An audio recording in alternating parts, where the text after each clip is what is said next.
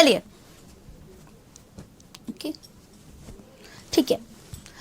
चलिए, तो good evening to all of you. मैं नैना अवस्थी आपका स्वागत करती हूँ एप्लीकेशन वाली क्लास में। कैसे आप सभी प्यारे बच्चा लोग? उम्मीद करते हैं कि बहुत ज़्यादा अच्छे होंगे, बहुत ज़्यादा बढ़िया होंगे।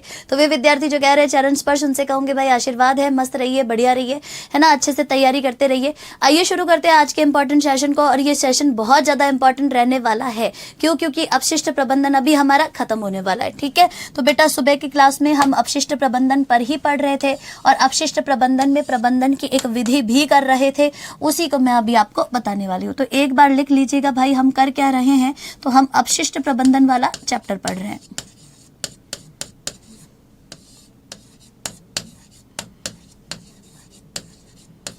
और इसमें हमारा लास्ट पॉइंट क्या चल रहा था? तो लास्ट पॉइंट चल रहा था 3R टेक्निक।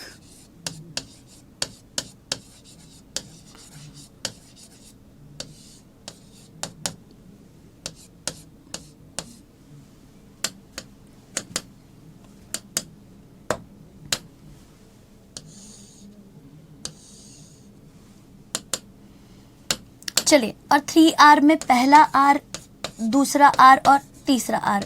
पहले R में लिखेगा रिड्यूस, दूसरे R में लिखेगा रिसाइकल और तीसरे R में लिखेगा रीयूज। ठीक है, सुबह लिखा के गई हूँ मैं, रीयूज। ठीक है, तो ध्यान रख लेना कि ये वाला जो क्वेश्चन है ना, ये क्वेश्चन बार बार पेपर में पूछा जाता है, लिख दीजिएगा। ठीक है, चलो आगे बढ़ते हैं। नेक्स्ट अब बात करते हैं कि मैम एक बात तो बता दो कि ये 3R तकनीक सबसे अच्छी तकनीक क्यों मानी जाती है? तो सुबह मैंने कारण बता दिया था, तो लिख दीजिएगा कि पर्यावरण के लिए सबसे अच्छी विधि। ठीक है, तो अपशिष्ट प्रबंधन की पर्यावरण की दृष्टि से सबसे अच्छी विधि आपके 3R तकनीक होती है। कारण क्या है? तो लिख दीजिएगा कि इसका कारण है क्योंकि कार्बन डाइऑक्साइड का कम उत्सर्जन होता है। लिख दीजिएगा, क्योंकि कार्बन डाइऑक्साइड का कम उत्सर्जन होता है। लिख दीजिएगा। ठीक है, मेरे हिसाब से ये चीज आपको समझ में आ गई होगी। चलो आगे बढ़ते हैं। नेक्स्ट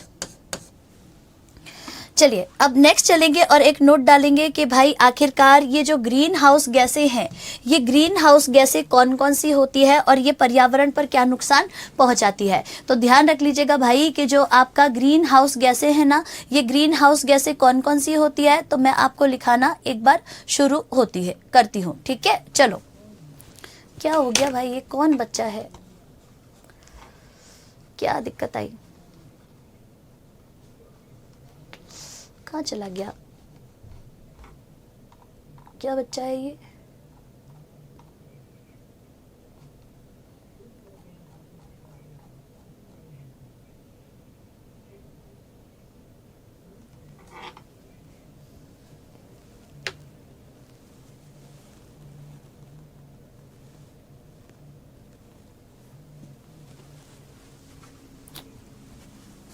चलिए, अब एक बार नोट डालिएगा और लिखना शुरू करिएगा ग्रीन हाउस गैसें। तो देखो, अगर कभी आपसे पूछ लेना कि ग्रीन हाउस गैसों की कैटेगरी में कौन आती है, तो तुरंत बता देना ग्रीन हाउस गैसें। तो ग्रीन हाउस गैसों में सबसे पहले लिखेगा कि ग्रीन हाउस गैसों में सर्वाधिक मात्रा में कार्बन डाइऑक्साइड होती है। ठीक है, तो लिख दीजिएगा कि सर्वाधिक मात्रा कार्बन डाइऑक्साइड की है। कितनी है? तो लिख दीजिएगा अप टू 60%। 60% बेचारी अकेली कार्बन डाइऑक्साइड होती है। ठीक है, लिख दो। आगे बढ़ो। सेकंड नंबर पर लिखेगा कार्बन डाइऑक्साइड के बाद में लिखेगा CH4 यानी कि मीथेन। तो मीथेन जो होती है, ये मीथेन सेकंड नंबर पर आती है और ये कितना प्रतिशत होती है? तो ये ऑलमोस्ट 20% होती है। ठीक है, तो अगर 100% ग्रीन हाउस गैसें हैं तो 100% ग्रीन हाउस गैसों में से सबसे पहले, है ना, सबसे पहले कौन आएगा? कार्बन डाइऑक्साइड आएगा। तो कार्बन डाइऑक्साइड जो होता है ये सर्वाधिक मात्रा में होती है, 60% के आसपास होती है। ठीक है, चलो। और सेकेंड नंबर पर देखो कि जो मीथेन है, ये मीथेन आपके 20% होती है। लिख दो।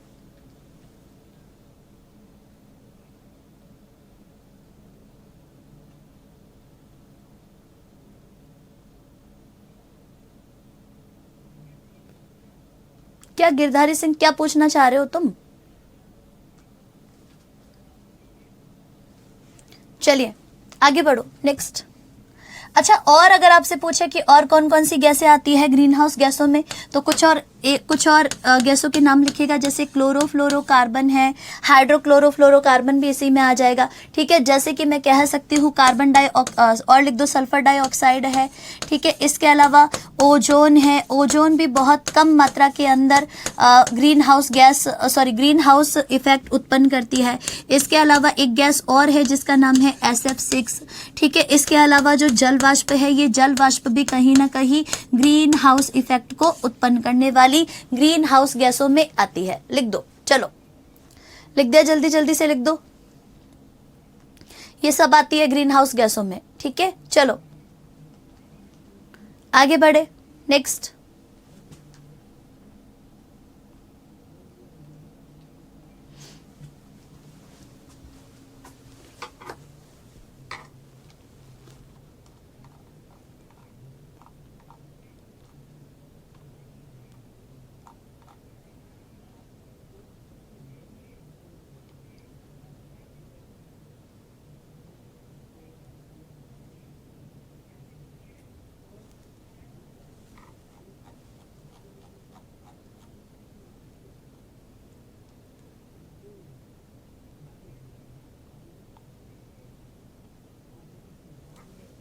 पीछे की स्लाइड चेक करूं मैं, क्या लिख दिया मैंने? अच्छा, अच्छी विधि, अधिक लिख दिया है मैडम आपने इसको। मैं सोच रही हूँ क्या है, सबसे अच्छी विधि लिखनी थी भाई, सबसे अच्छी विधि। अरे बोला तो सही था, कभी कभी भावनाओं पर भी गौर कर लिया करो, ठीक है। भावनाओं पर भी गौर कर लिया करो, सर्वोत्तम विधि है, बोला तो था सुबह। चलो लिख दिया, आगे बढ़ो,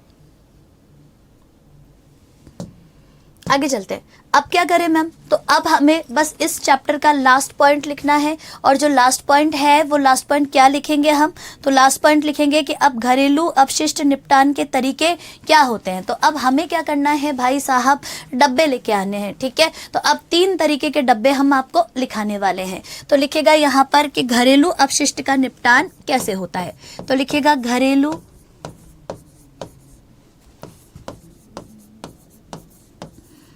अपशिष्ट का निपटान।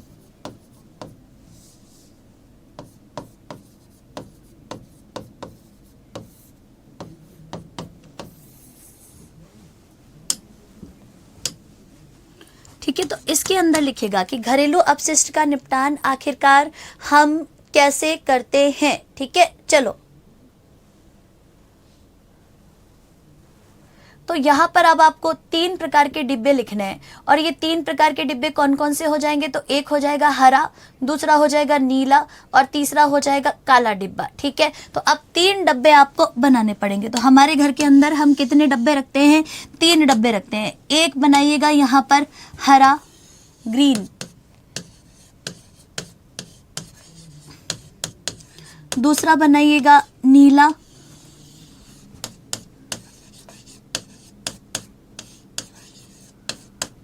और तीसरा बनाइएगा काला डिब्बा। तो मेरे हिसाब से आप सभी विद्यार्थियों के घरों में 2 डब्बे तो जरूर होंगे, तीसरे का तो पता नहीं, लेकिन 2 डब्बे जरूर होते हैं। और ये 2 डब्बे कौन कौन से हैं, तो पहला है हरा डिब्बा और दूसरा है नीला डब्बा, ठीक है। तो हरे डिब्बे के अंदर तो है ना, हरे डिब्बे के अंदर तो हम गीला कचरा डालते हैं, और नीले डब्बे में कौन सा कचरा डालेंगे, तो सूखा कचरा डालते हैं। तो सुबह सुबह हमारे घर के पास में जो वो कचरा ले जाने वाली गाड़ी आती है, वो बोलती तो है ना, खुद ही बोलती है, उसमें गाना आता है, उस गाने में बताती है, ठीक है, कि जो गीला कचरा है इस गीले कचरे को कहाँ डालो, हरे डब्बे में डालो, और जो सूखा कचरा है इस सूखे कचरे को कहाँ डालो, नीले कचरे में डालो, मतलब नीले डब्बे में डालो। गाना सुना है, गाड़ी वाला आया घर से कचरा निकाल, गाड़ी वाला आया घर से कचरा निकाल। कुछ कुछ शहरों में राधे राधे करके कुछ गाना आता है, ठीक है, यही आता है ज्यादातर, मेरे घर के आसपास तो यही आता है, गाड़ी वाला आया घर से कचरा निकाल, ठीक है। तो जो कचरा हम निकालते हैं, तो गीले कचरे को हम कहाँ रखेंगे, हरे डिब्बे में, और सूखे कचरे को कहाँ डालेंगे, तो नीले डिब्बे में। ठीक है, तो लिख दीजिएगा भाई कि गीला कचरा किस में डालोगे, तो लिखो इसमें गीला कचरा डाला जाता है। लिख दो, इसमें गीला कचरा डालते हो। और इसमें कौन सा कचरा डालोगे, तो सूखा कचरा डालते हो। अच्छा, अब कोई आपसे पूछे कि ये बताओ काले डब्बे में क्या डालोगे, तो काले डब्बे के अंदर हम डालते हैं विषैला कचरा। ठीक है, तो लिख दीजिएगा कि जो विषैला कचरा होता है, इस विषैले कचरे को कहाँ डालते हैं, हम काले कलर के डब्बे में डालते हैं। लिख दीजिएगा। चलो, तो विषैला कचरा काले डिब्बे के अंदर डाला जाता है। लिख दो।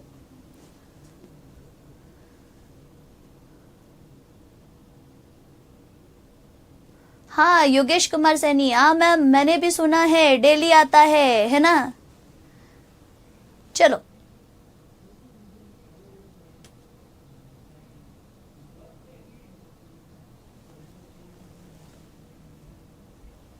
क्या पूछना चाहते हो सुरेंद्र भाकल, पूछ लो।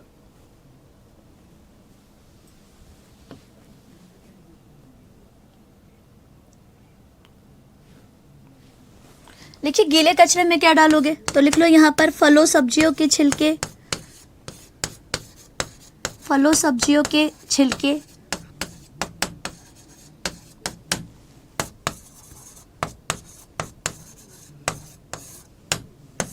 ठीक है, मतलब किचन का जो कचरा होता है वो ज्यादातर हम इसी में डालते हैं। ठीक है, तो लिख दीजिएगा भाई कि एक तो डालते हैं इसमें फलों सब्जियों के कचरे, और इसमें कागज भोजन इत्यादि भी डाल सकते हो। ठीक है, तो इसमें कागज वागज भी डाल सकते हो, भोजन भी रख सकते हो। ठीक है, तो लिख दो भोजन। आगे बढ़ो, नीले डब्बे में क्या डालोगे, तो नीले डब्बे में आप धातुओं के टुकड़े डालते हो।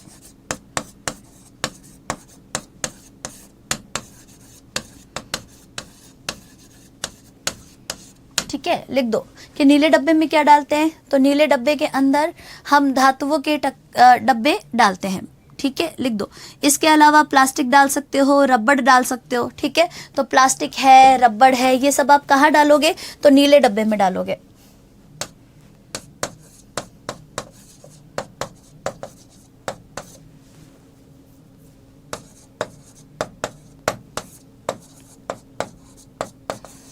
अच्छा, विषैले डब्बे में क्या डालोगे, तो विषैले डब्बे में, सॉरी, काले डब्बे में क्या डालोगे, विषैले पदार्थों के रूप में, तो इसमें रासायनिक अपशिष्ट डाला जा सकता है। जैसे कि हमारे घरों के अंदर पोछा लगाने के लिए, है ना, पोछा लगाने के लिए भाई हम किसका इस्तेमाल करते हैं, तो पोछा लगाने के लिए हम इस्तेमाल करते हैं फिनाइल का। ठीक है, तो लिख दीजिएगा कि भाई काला डिब्बा जिसमें हम विषैला कचरा डालते हैं, ये विषैला कचरा जो होता है, इस विषैले कचरे में आप नाम लिख सकते हो जैसे कि फिनाइल। और इलेक्ट्रॉनिक वेस्ट भी इसी में डालते हो, जैसे आप मोबाइल हो गया, जैसे उसका बैटरी हो गया। ठीक है, तो लिख दो यहाँ पर जैसे कि बैटरी, फिनाइल, रासायनिक कचरा इत्यादि। ठीक है, लिख दो।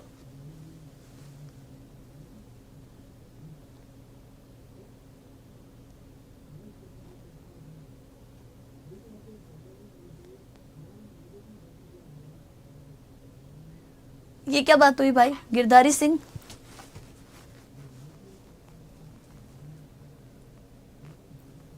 लिख दो फिनाइल है, दवाइयाँ है, बैटरी लिख दो, दवाइयाँ भी लिख सकते हो तुम, बैटरीज लिख सकते हो, लिख दिया आपने वो तो, रसायन लिख दो। ठीक है, इन सबको डाला जाता है। मेरे हिसाब से ये चीज़ आपको समझ में आ गई होगी, मोटा मोटा आपको समझ में आया होगा कि हरे डब्बे के अंदर, है ना, हरे डब्बे के अंदर तो हम जैविक कचरा डालते हैं। ठीक है, ठीक है, क्या डालते हैं, जैविक कचरा। जबकि जो आपका नीला डब्बा है, इसके अंदर हम सूखा कचरा तो डालते ही है, लेकिन वैसा कचरा जो अजैविक कचरा होता है ज्यादातर, जैसे कि प्लास्टिक का डब्बा है, ठीक है, रबड़ का डब्बा है, टीन का डब्बा है, धातु का टुकड़ा है। ठीक है, चलो, अगर मैं काले डब्बे की बात करूं तो इसमें हम खतरनाक डब्बा डाल, मतलब खतरनाक कचरा डालते हैं, जैसे दवाइयाँ खतरनाक हो सकती है, फिनाइल खतरनाक हो सकता है, बैटरीज खतरनाक हो सकते हैं, रसायन खतरनाक हो सकते हैं। ठीक है, चलो, इसी कारण से लिख दो।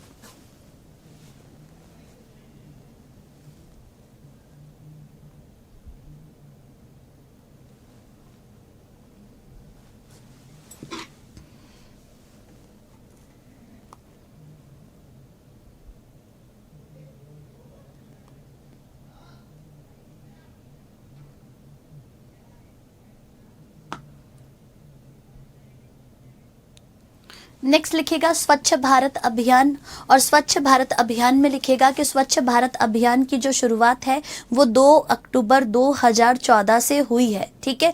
और क्यों हुई है, तो खुले में शौच से मुक्ति के लिए हुई है, ठीक है। इसको भी लिख दीजिएगा एक थोड़ा सा नोट डाल के, कई बार पूछ लेते हैं कि भाई स्वच्छ भारत अभियान, ये स्वच्छ भारत अभियान जो है इसकी शुरुआत 2014 में 2 अक्टूबर से हुई है। तो लिख दीजिएगा 2 अक्टूबर 2014, और इसका उद्देश्य क्या है, तो खुले में शौच से मुक्ति।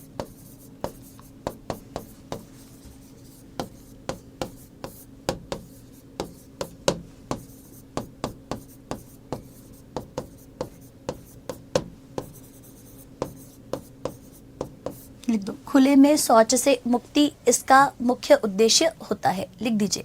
चलो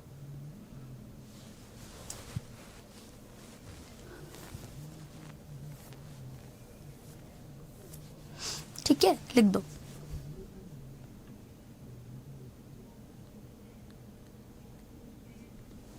चलिए अब एक आपको संधि का नाम लिखना पड़ेगा, जो वैसे पूछा तो नहीं जाता लेकिन फिर भी आप लिख दीजिएगा। नाम है उसका बेसल संधि, ठीक है, लिख दीजिए। तो लिखिएगा एक संधि है जिसका नाम है बेसल संधि। बेटा ये जो बेसल संधि है ना, ये बेसल संधि 1992 में हुई और इसमें 188 देश है, ठीक है। चलो और ध्यान रख लीजिएगा इसका उद्देश्य क्या है, तो इसका उद्देश्य है विषैले कचरे का निपटान, ठीक है। तो लिख दीजिएगा कि इसका उद्देश्य है विषैले कचरे का निपटान।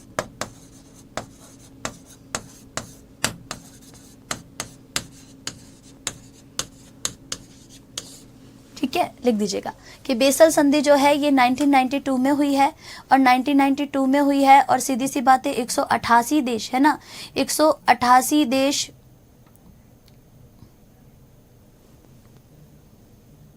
इसमें शामिल है, और विषैले उपचार का जो निपटान है ना, ये निपटान इसी से हुआ है, ठीक है। चलो लिख दो, आगे बढ़ो। नेक्स्ट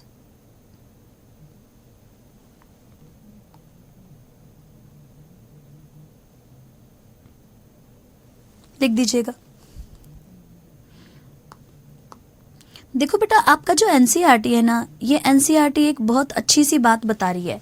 इसने कहा कि पक्षियों के जो पंख वगैरह होते हैं, ठीक है, जंतुओं की जो खाल वगैरह होती है, हड्डियां वगैरह होती है, इनको पिघला करके हम चर्बी बनाते हैं और इन्हीं से फिर साबुन का निर्माण हो जाता है, ठीक है। तो ध्यान रख लीजिएगा कि पक्षियों के पंख हो गए, इसके अलावा जंतुओं की खाल हो गई, हड्डियां हो गई, इनको पिघला करके हमें चर्बी प्राप्त होती है और इसी चर्बी से हम साबुन वगैरह बना लेते हैं, ठीक है। तो ये भी लिख दीजिएगा। चलो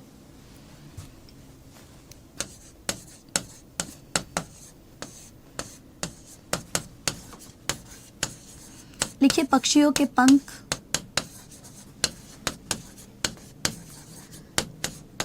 जानवरों की खाल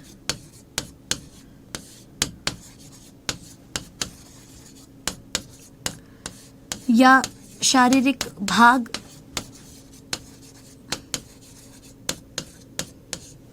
इन सब को अगर पिघलाया जाए तो चर्बी प्राप्त होगी और इस चर्बी से साबुन इत्यादि बनाए जाते हैं।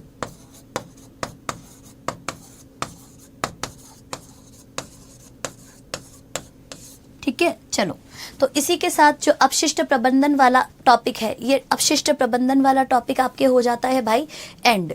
अब चलते हैं और नेक्स्ट अब लिखते हैं हम एक नए वाले चैप्टर की तरफ। बहुत से विद्यार्थी जिन्होंने मुझे कहा था कि मैम प्रकाश का चैप्टर कराओ, उन विद्यार्थियों से मैं ये कहना चाहूँगी कि कल आपकी सुबह 8:30 बजे से क्लास शुरू है। तो कल आपका शायद 3 घंटे का सेशन है और मैंने आपको पहले भी बताया था कि प्रकाश का जो चैप्टर है ये कम से कम 3 घंटे घंटे लेगा। तो अच्छा यही रहेगा कि कल सुबह आते ही हम प्रकाश के चैप्टर को शुरू करें और कल ही प्रकाश के चैप्टर को पूरा खत्म कर ले। तो कल की क्लास में आपका जो प्रकाश है ना, ये प्रकाश का चैप्टर खत्म हो जाएगा। सुबह 8:30 बजे आ जाना, कल की क्लास बहुत ज्यादा इंपॉर्टेंट रहने वाली है। अब बात आई कि मैडम फिर अब आज क्या करें, अभी तो हमारे पास में आधा घंटा शेष रहा है, तो आधे घंटे में क्या करेंगे? तो आधे घंटे के अंदर मैं आपको नोट डलवा करके कुछ हीनता जन्य रोग करवा देती हूँ, जो विटामिन की कमी से होने वाले रोग होते हैं। ठीक है, तो भाई सिलेबस तो कंप्लीट है मेरे बालक। ठीक है, एक बच्चा जो राम किशन जाट है वो मुझे कह रहा है कि मैडम सिलेबस कब तक खत्म होगा? तो सीधी सी बात है भाई, सिलेबस आपका खत्म होने वाला है। कब खत्म होगा? तो भाई प्रकाश का चैप्टर ऑफिशियली आपके सिलेबस के अंदर लिखा हुआ है, और जैसे ही प्रकाश का चैप्टर आपका खत्म होता है वैसे ही प्रकाश खत्म हो जाएगा। ठीक है, तो कल ऑफिशियली आपका सिलेबस खत्म हो जाएगा। लेकिन बहुत से विद्यार्थियों ने मुझे बोला कि मैम आप प्लीज मुझे कोशिका और उत्तक वाला भी चैप्टर करवाना। तो करवा दूंगी मैं, कोई दिक्कत नहीं है। तो मैं काम करूंगी कि कल तो आपको प्रकाश का चैप्टर कराऊंगी, फिर कोशिका और उत्तक करा दूंगी। अब अगर मैं कोशिका को शुरू करूं तो आधे घंटे में किसी के गुरुजी भी कोशिका को खत्म नहीं कर सकते, सीधी सी बात है, मैं बोल दूं आपको, क्लियर कट बात। ठीक है, तो अब आधे घंटे में क्या करेंगे? तो आधे घंटे में समय खराब नहीं करना है। रोग के अंदर हीनता जन्य रोग आते हैं, जिसमें विटामिन की कमी से होने वाले रोग परीक्षा में पूछे जा सकते हैं। हालांकि संभावना नील बट्टा सन्नाटा है, पर फिर भी आपको पता है कि कभी कभी जब किस्मत खराब होती है तो ऊंट पर बैठे हुए आदमी को भी कुत्ता काट जाता है। तो कहीं वो कुत्ता हमें नहीं काट जाए, इसीलिए मैं चाह रही हूं कि उसको शुरू कर देते हैं। ठीक है, तो लिखेगा यहाँ पर नोट, और नोट डाल के लिखना शुरू करिएगा। ठीक है, कोशिका उत्तक में थोड़ा सा तो समय लगेगा, उत्तक में 1 घंटा, कोशिका में लगभग 3 घंटे। ठीक है, आप ये मान लो 3 और 1 4 घंटे, और कल के 3 7 घंटे। 7 घंटे में आपका पूरा सिलेबस पूरा ओवर है, खत्म है। ठीक है, तो कल तो वैसे भी आपको 3 घंटे मिल रहे हैं, तो प्रकाश तो समाप्त हो जाएगा। फिर मंडे को देखेंगे, 2-2 क्लासें लगा लगा के जल्दी जल्दी इसको निपटा देंगे। ठीक है, चलो चलते हैं आगे। तो कल है आपकी क्लास। ठीक है, कल आपकी क्लास है सुबह 8:30 बजे, ध्यान रहना, तैयार रहना। अब यहां पर लिखो, एक बार लिखेगा नोट, और ये लो मेरी तरफ से गिफ्ट के रूप में लिखेगा हीनता जन्य रोग। और इसमें केवल और केवल आपको ज्यादा गाथा नहीं गानी है, सिर्फ विटामिन की कमी से होने वाले रोगों के नाम लिखने हैं, उसके क्या लक्षण हैं वो लिखने हैं, क्योंकि रोग ही पूछ सकता है, विटामिन तो वो पूछ नहीं पाएगा। ठीक है, तो लिख दो कि हीनता जन्य रोग किसकी कमी के कारण होते हैं? तो लिख दीजिएगा ये विटामिन की कमी के कारण होते हैं, लिख दो।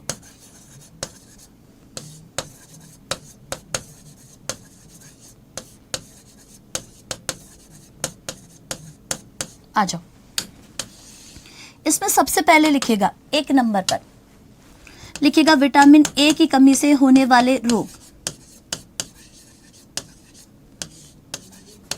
जिसका नाम होता है रेटिनॉल।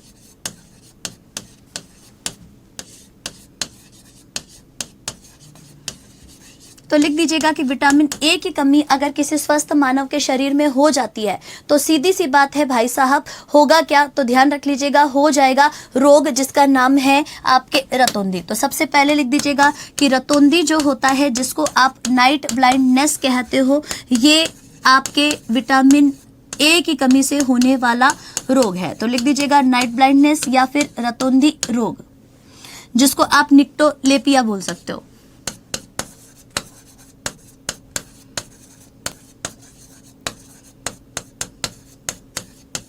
होता क्या है इसमें? तो ध्यान रख लीजिएगा कि रतौंधी रोग के अंदर, है ना, रतौंधी रोग के अंदर हल्के प्रकाश में कम दिखाई देता है। तो लिख दीजिएगा कि हल्के प्रकाश में कम नजर आता है।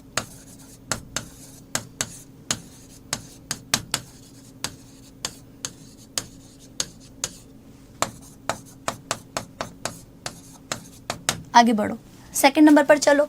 अब विटामिन ए की कमी से होने वाला दूसरा रोग कौन सा है? तो लिखिएगा दूसरा रोग है जीरोफ्थैलेमिया।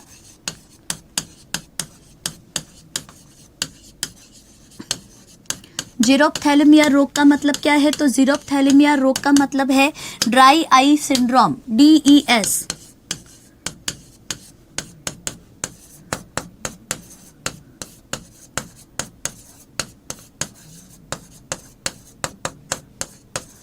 लिखिएगा इसमें आंखों में शुष्कता आती है।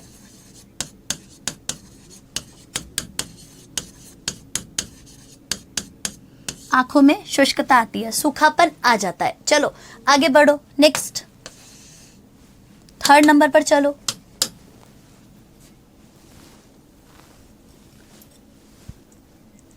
थर्ड नंबर पर चलिए, तीसरे नंबर पर लिखिएगा कीरेटो मलेशिया।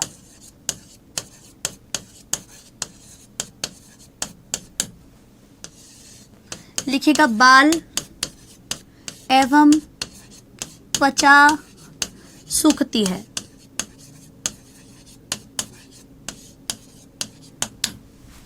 चौथे नंबर पर लिखिएगा ग्लोसाइटिस।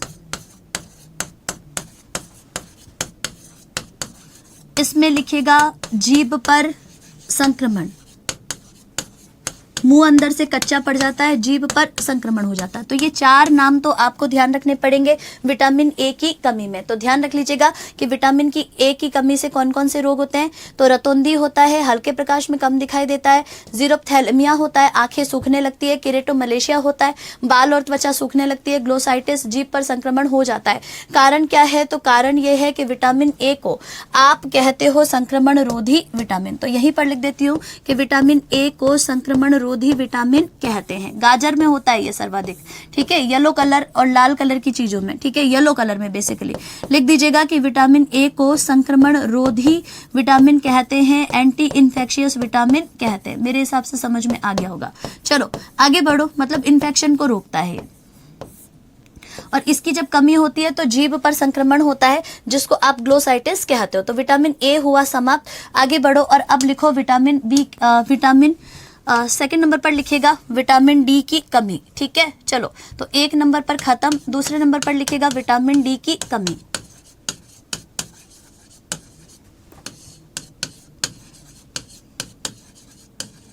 तो विटामिन डी का क्या नाम है? तो ध्यान रख लीजिएगा कि विटामिन डी को आप कैल्सीफेरोल कहते हो,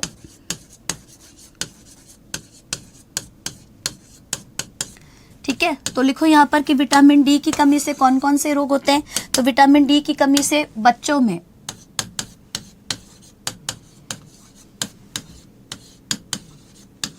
रिकेट्स होता है,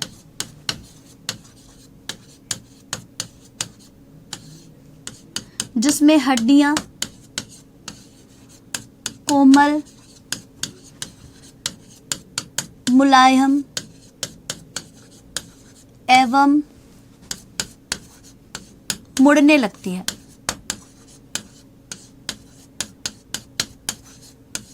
खासकर पैर,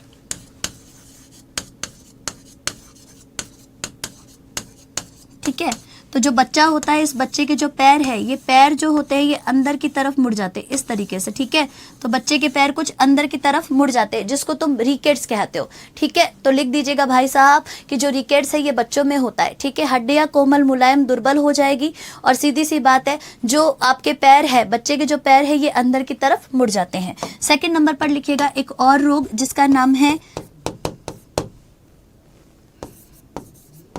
ऑस्टियोमलेशिया।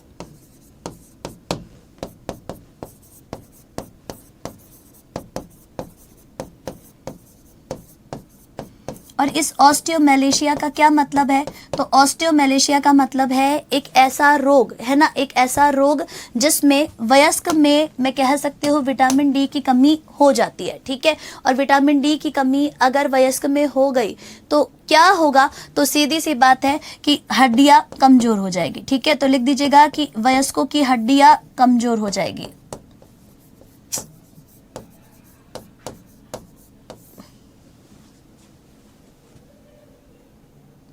कल सुबह शनि कुमार 8:30 बजे, ठीक है, प्रकाश का चैप्टर कराऊंगी। भागी सुथार,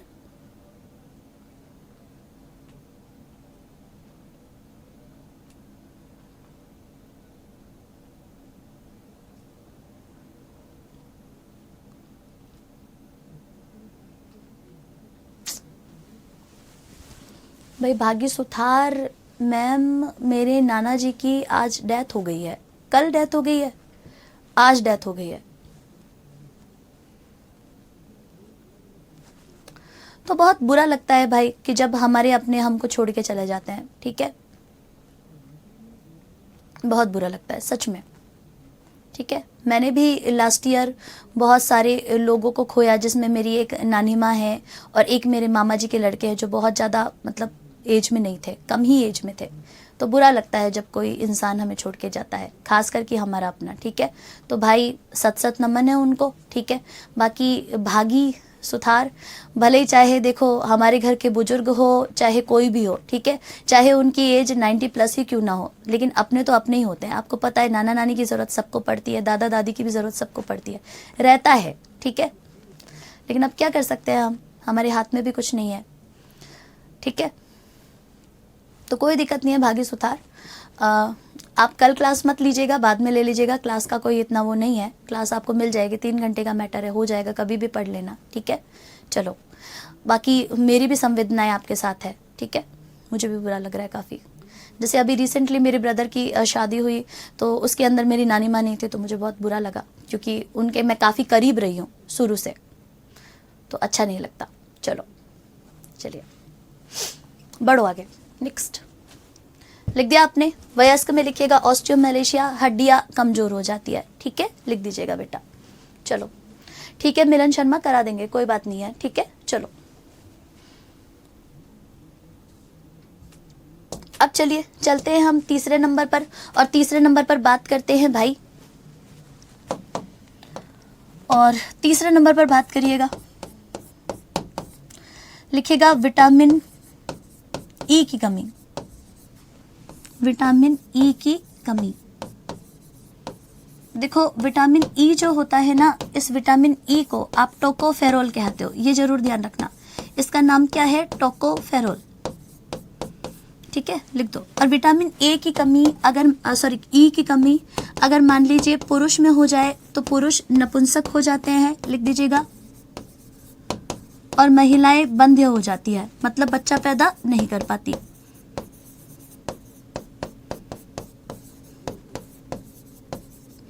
और थर्ड नंबर पर लिखिएगा बाल एवं त्वचा दोनों प्रभावित हो जाते हैं,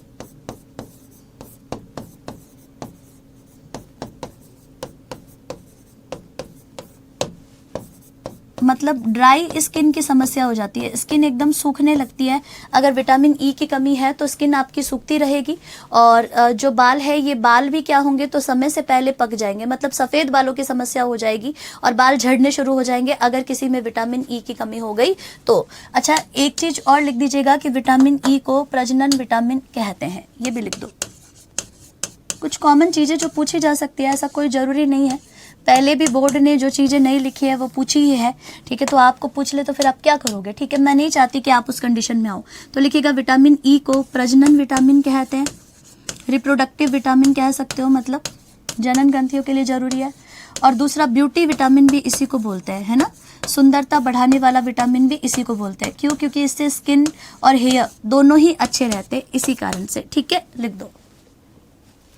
अच्छा फ्लो में हम ये भूल गए कि विटामिन डी को किस नाम से जानते हैं, तो विटामिन डी को हम सनसाइन विटामिन बोलते हैं, ठीक है। चलो ये भूल गई थी मैं, आगे चलिए नेक्स्ट।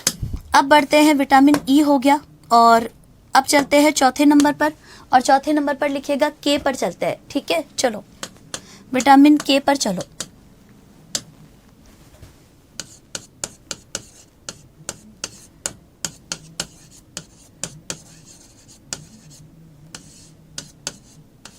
तो देखो विटामिन के की कमी अगर हो जाए तो विटामिन के की कमी से खून का थक्का नहीं जमेगा, तो लिख दीजिएगा कि खून का थक्का नहीं जमता।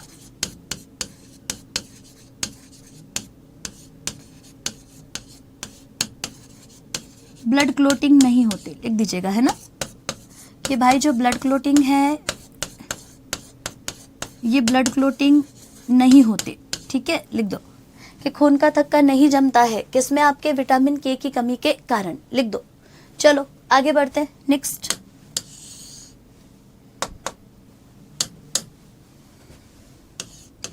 अच्छा विटामिन के को आप लिखिएगा प्रतिस्कंदक विटामिन कहते हो,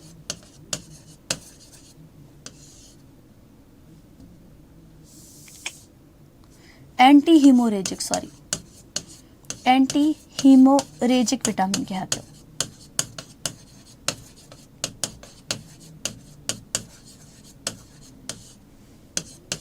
यानी रक्तस्राव रोधी।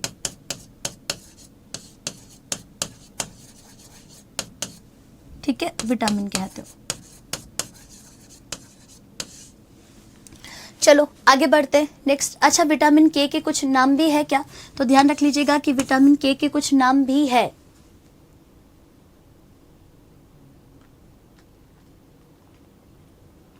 सनी मैम, मैंने तो अभी ही कोर्स लिया है। ठीक है, तो क्या मैं प्रकाश वाले चैप्टर से लिखना शुरू करूं या पहले करवाई हुई क्लासेस वालों से लिखूं?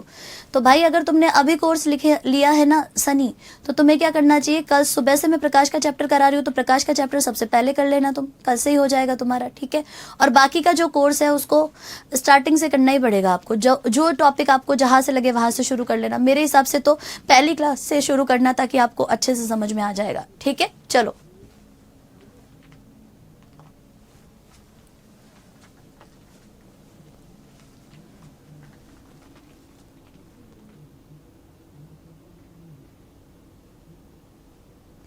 ओके, चलो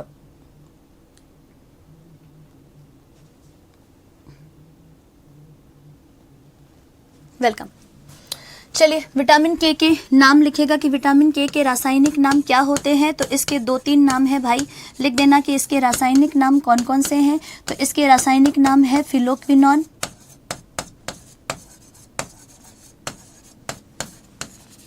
नेफ्टोक्विनोन, मैनोक्विनोन।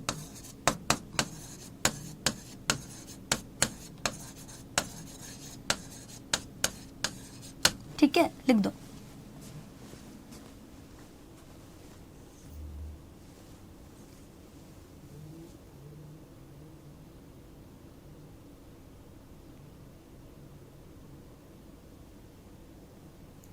नीरज सिंह भरतपुर, हमारे शरीर की सबसे बड़ी ग्रंथि लीवर होती है, पढ़ा चुकी हूं मैं, लिखा भी चुकी हूं। चलो आगे बढ़ो नेक्स्ट। अब चलते हैं और बात करते हैं 5वें नंबर पर, और 5वें नंबर पर लिखिएगा विटामिन सी।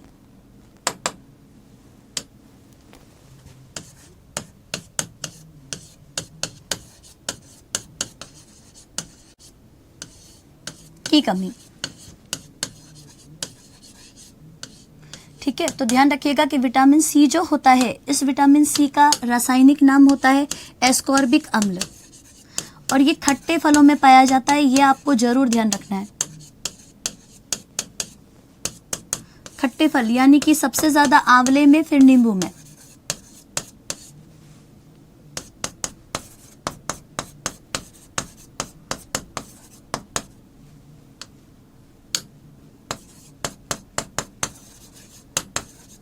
संतरा है, नारंगी है, इन सब में है ना।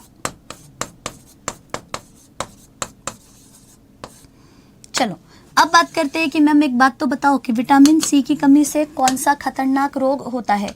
तो लिख दीजिएगा, इसकी कमी से स्कर्वी रोग होता है।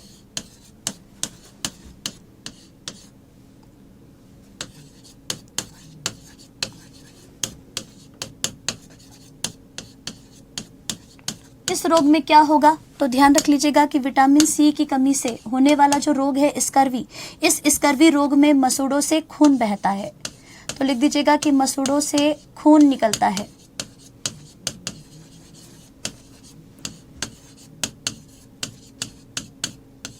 और शरीर की रोग प्रतिरोधक क्षमता कम हो जाती है। तो लिख दीजिएगा, शरीर की रोग प्रतिरोधक क्षमता कम हो जाती है।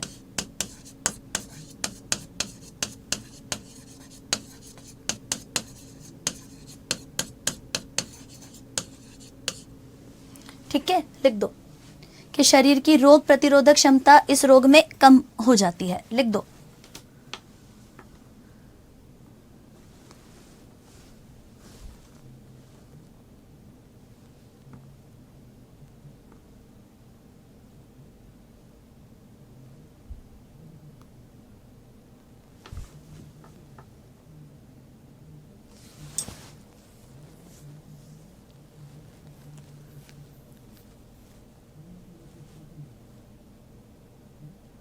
हाँ बिल्कुल बिल्कुल, सवाई सिंह पढ़ सकते हो, पढ़नी चाहिए, मैं तो ये कहूंगी आपको।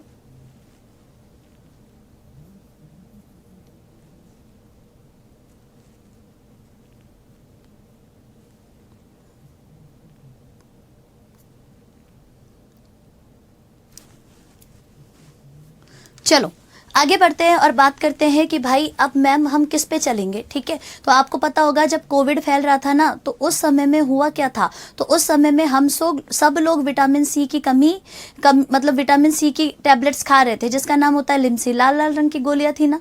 तो विटामिन सी हमारी रोग प्रतिरोधक क्षमता के लिए ज़रूरी होता है और साथ ही साथ हमें रोजाना खाना पड़ता है, ठीक है। आंवला में अत्यधिक है, उसके बाद में नींबू में, फिर संतरा में, ठीक है। चलो आगे बढ़ते हैं। नेक्स्ट छठे नंबर पर लिखो, अब लिखो विटामिन बी जटिल, बी कॉम्प्लेक्स।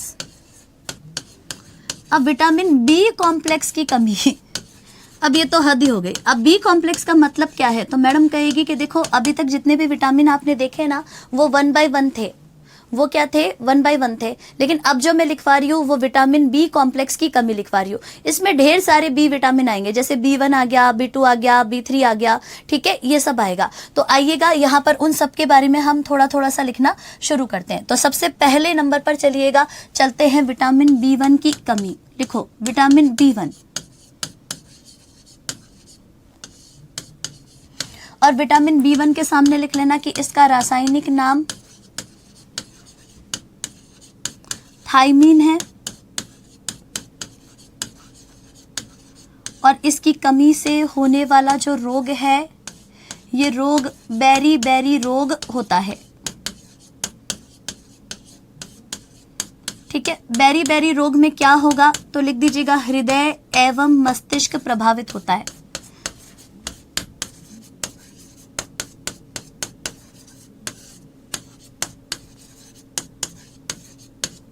हृदय संबंधी या मस्तिष्क संबंधी, तंत्रिका तंत्र संबंधी, है ना, तंत्रिका तंत्र संबंधी विकार हो जाते हैं। चलो लिख दो। अच्छा एक नोट डाल दीजिएगा, लिखिए सफेद चावल या पॉलिशदार चावल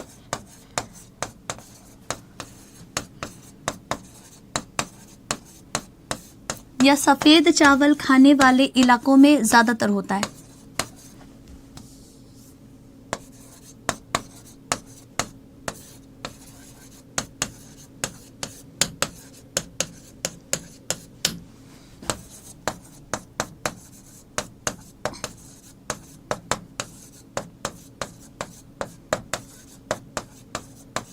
हो सकता है, लिख दो। चलो आगे बढ़ते हैं नेक्स्ट, और नेक्स्ट बात करेंगे विटामिन B2 पर, ठीक है। तो अब लिखेगा विटामिन B2।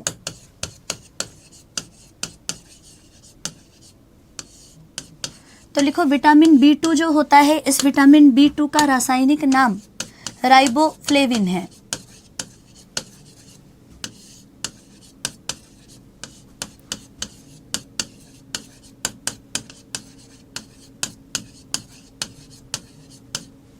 और इसकी जो कमी है, इसकी कमी से होने वाला जो रोग है, ये रोग कौन सा है, तो ध्यान रख लीजिएगा कि इसकी कमी से होने वाले 2 रोग होते हैं।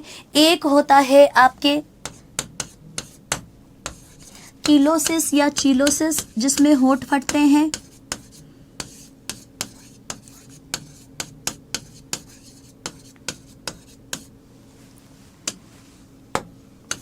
होंठ का फटना,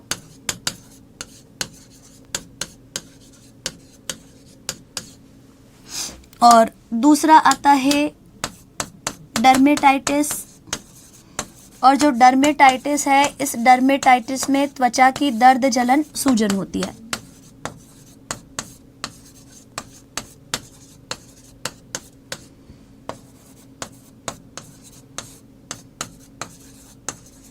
ठीक है, लिख दीजिएगा डर्मेटाइटिस में त्वचा की दर्द जलन और सूजन हो जाती है, लिख दीजिएगा। एक केसरी सोलंकी, मैम बालों का झड़ना किस विटामिन की कमी के कारण है, तो विटामिन ई भी हो सकता है, और आगे अभी बताने वाली हो विटामिन B5 की कमी भी हो सकता है, ठीक है, दोनों ही हो सकता है, क्योंकि विटामिन ई जो होता है ये भी बालों के लिए जरूरी है। तो विटामिन ई तो बाल और त्वचा दोनों के लिए जरूरी है, जबकि विटामिन B5 बालों के लिए ही इंपॉर्टेंट होता है। तो मैं कह सकते हो ई की भी कमी हो सकती है और B5 की भी कमी हो सकती है, केसरी सोलंकी, ठीक है, समझ में आ गया होगा मेरे बच्चे। चलो आगे बढ़ते हैं नेक्स्ट। श्वेता जाजोरिया, मैम मैं पिछले 2 दिनों से आपको मिस कर रही थी, क्यों, क्लासें हो तो रही है मेरी, आप आते नहीं हो क्या क्लास में श्वेता?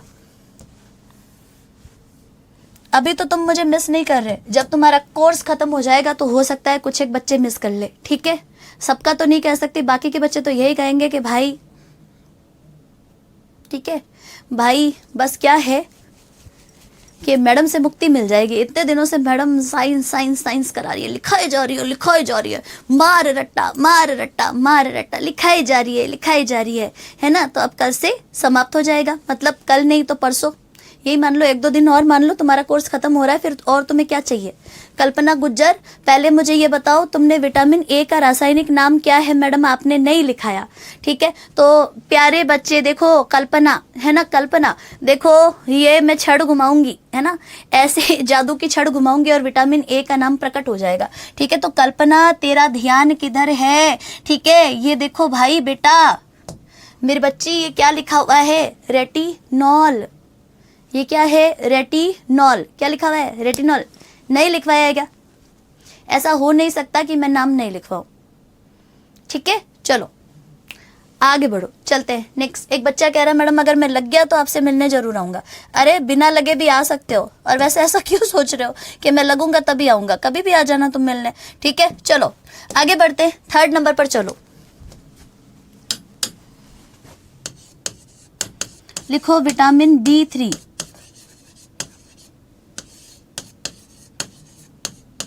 विटामिन B3,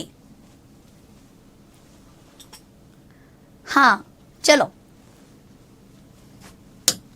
आगे बढ़ो। B3 को क्या लिखोगे? तो लिखो इसका रासायनिक नाम क्या है? तो इसका रासायनिक नाम नियासिन होता है, या निकोटिनिक एसिड भी बोल देते हैं इसको, ठीक है। तो मत लिखना, तुम नियासिन ही लिख देना, ठीक है। चलो आगे बढ़ते हैं नेक्स्ट। अब अगर हमसे पूछे कि ये बताओ कि भाई इसकी कमी से कौन सा रोग होता है, तो इसकी कमी से बड़ा भयंकर रोग होता है भाई, जिसका नाम है पेलाग्रा रोग, जिसको हम 4D रोग कहते हैं। अब ये 4D रोग क्या होता है? तो बेटा ध्यान रखना कि 4D के अंदर कौन कौन से डी आते हैं। तो देखो कि 4D के अंदर पहला डी, दूसरा डी, तीसरा डी और चौथा डी आता है। पहले डी से होता है डायरिया, दस्त लग जाते हैं, पानी की कमी हो जाती है शरीर में। दूसरे डी से है डर्मेटाइटिस, त्वचा में दर्द, जलन, सूजन हो जाता है।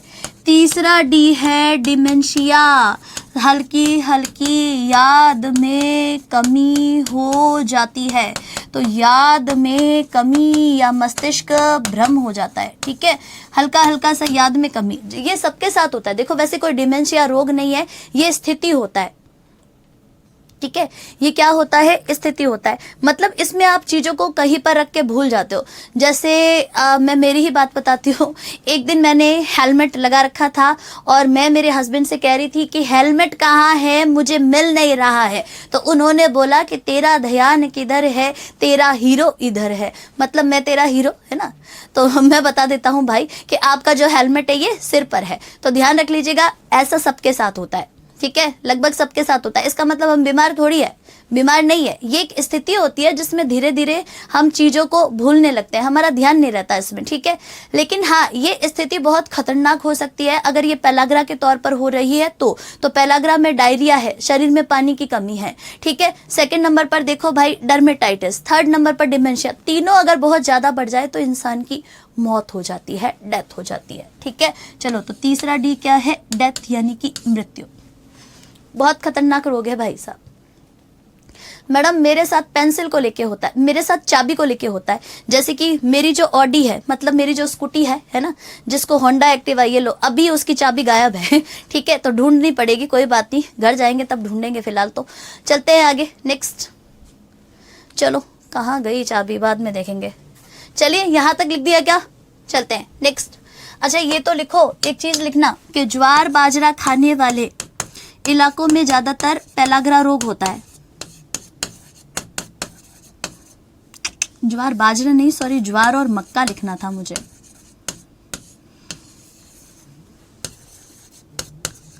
खाने वाले इलाकों में होता है,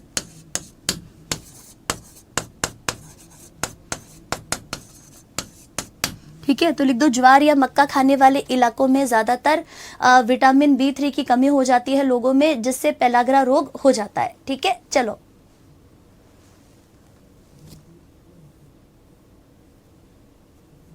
पिंकी गुज्जर 6-7 दिनों से ही नहीं हो रही है या शुरू से ही नहीं हो रही थी?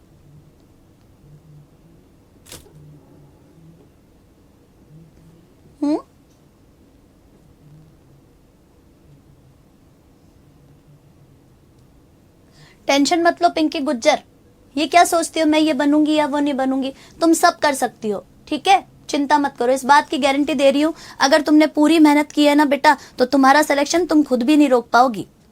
ठीक है, लेकिन कहीं ना कहीं अगर तुम्हें लग रहा है ना कि मेरा होगा नहीं होगा, होगा नहीं होगा, होगा नहीं होगा, तो काहे को ब्रेन को बता रही हो कि होगा नहीं होगा? ब्रेन को कहो होगा, जरूर होगा, मुझसे मेहनत करवा। ठीक है, मेरे शरीर की तू बैंड बजा अच्छे से, है ना।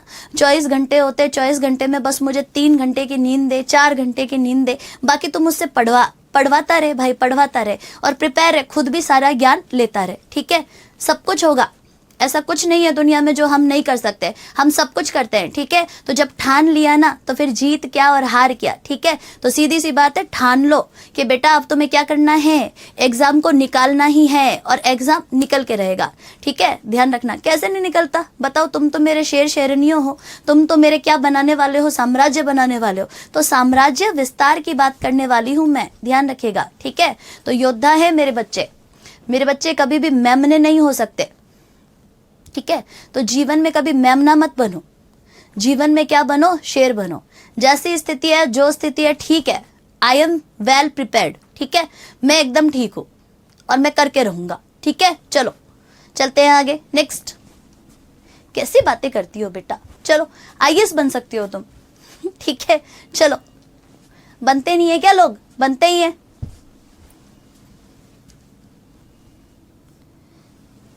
अब कौन महान इंसान मुझे